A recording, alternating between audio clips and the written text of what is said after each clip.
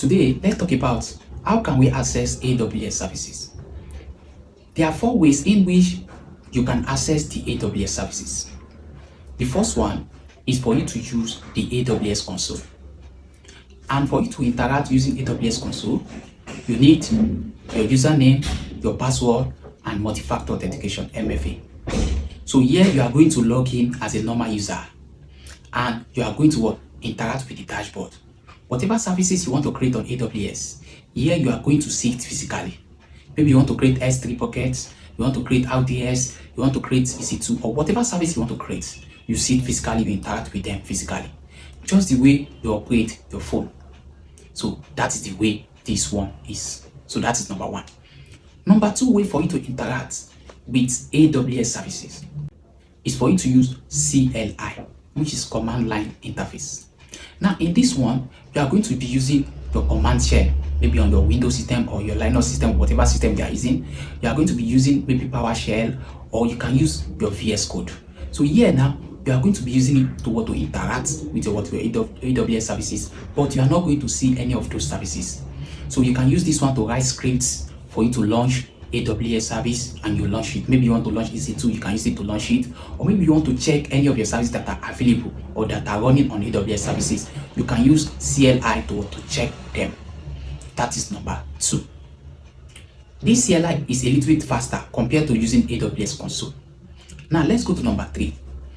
For you to use AWS services, you will use what we call SDK. This simply means software development kits. This is what mostly the developer use. Here you are going to write in programming language. You can write in Java or JavaScript or Python or Node.js or whatever language you are familiar with. You can write it in your VS Code, and once you write it, what you are going to use it to do is to automate any processes in your AWS services. Here you are not going to interact with it physically. You are going to create a programming language and automate any kind of process. This is where automation starts from. Now you can use it to check maybe all users in your organization, they have MFA enabled.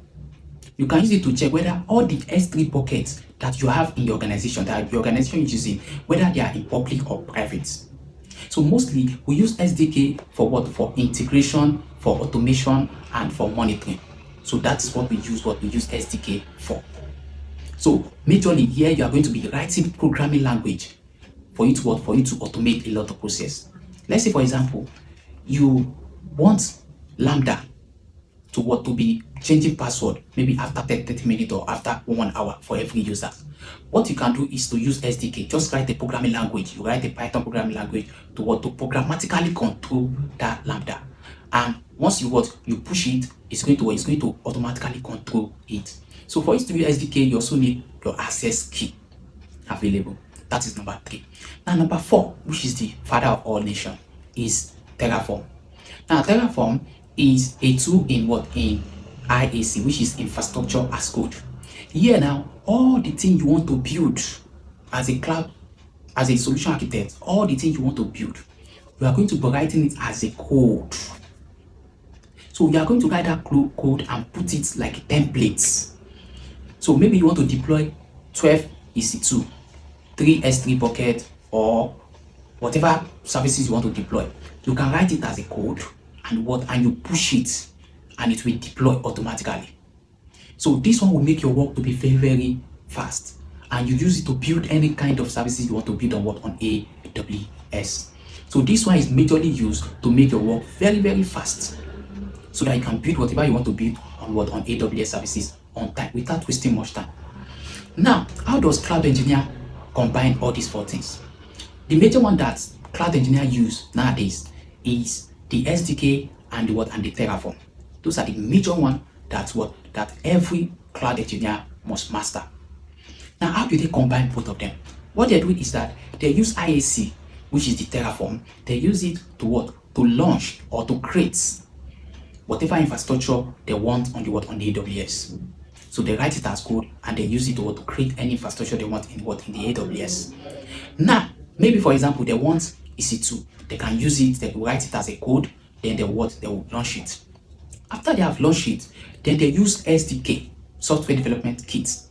They use that one to what? To check, to audit, or to check their what? Their S3 bucket. So that is how they combine both of them. So SDK is what they use almost every day. They use it to audit, to check whether security is intact, to check whether some things that are not supposed to be in public, they are not in public, to check how the whole infrastructure is running. They use SDK programmatically. So that is how they combine both of them. So please, you need to master how to use the SDK and the Terraform very well, because that is the beginning of automation in cloud computing. But as a beginner, you need to first understand the AWS console, how to create all those things physically before you be able to interact with SDK and Terraform. So if you enjoyed this video, please like, follow, and share for more updates like this. See you in my next video.